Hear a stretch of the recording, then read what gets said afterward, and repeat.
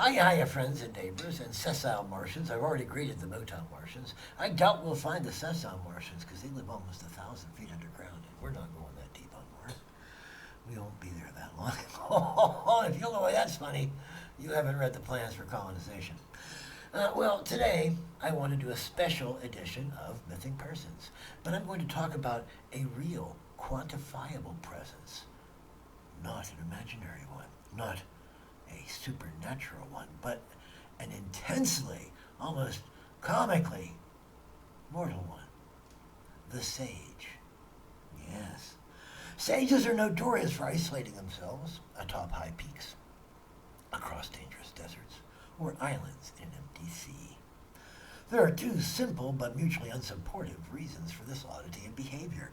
One, the sage realizes how dangerous he is to the group in thought, trajectory, and exigency. I am too powerful. I love my brothers, but every time I touch one, it leaves a wound upon him.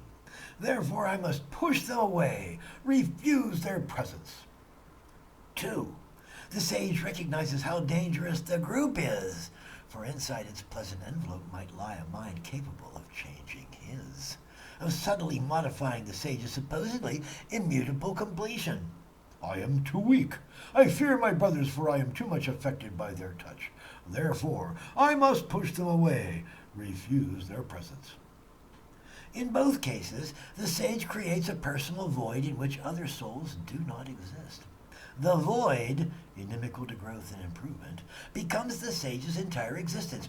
In effect, he stares out into the void and sees himself reflected in it, a black hole of self-loathing or self-entitlement. His insight, his enlightenment, are neatly counterbalanced by his criteria for the necessity of isolation. He becomes a zero-sum set. That conviction and its inevitable fallout flays the skin of the sage's soul, making him doubly sensitive to the presence of others. The void, a horrible place, becomes to his warped imperative a place of comfort and healing, which it is not and will never be. After all, the void is a reflection of his anxiety and angst. Sadly, one can lead a horse to water, but one can't make him drink. The waters of the communal experience define uncertainty. To sample them is to sample change, growth, and resistance to change and growth, all mixed and indivisible. To a sage isolated in a void, those waters are troublesome, trepid, seductive, but best avoided. Otherwise, he might accept change and growth, quote, that unknown land from whose bourne no child returns, unquote. To the mind of a child, or one grown old too soon, change and growth seem like monsters.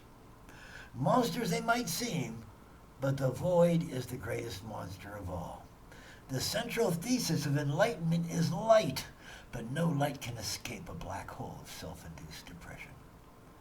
The cure for it is just out of reach, for it lies in the uncertain, always changing waters of community. We can lead him to those waters, but he has to take that first drink of it himself. This is your old pal Eshkalar, signing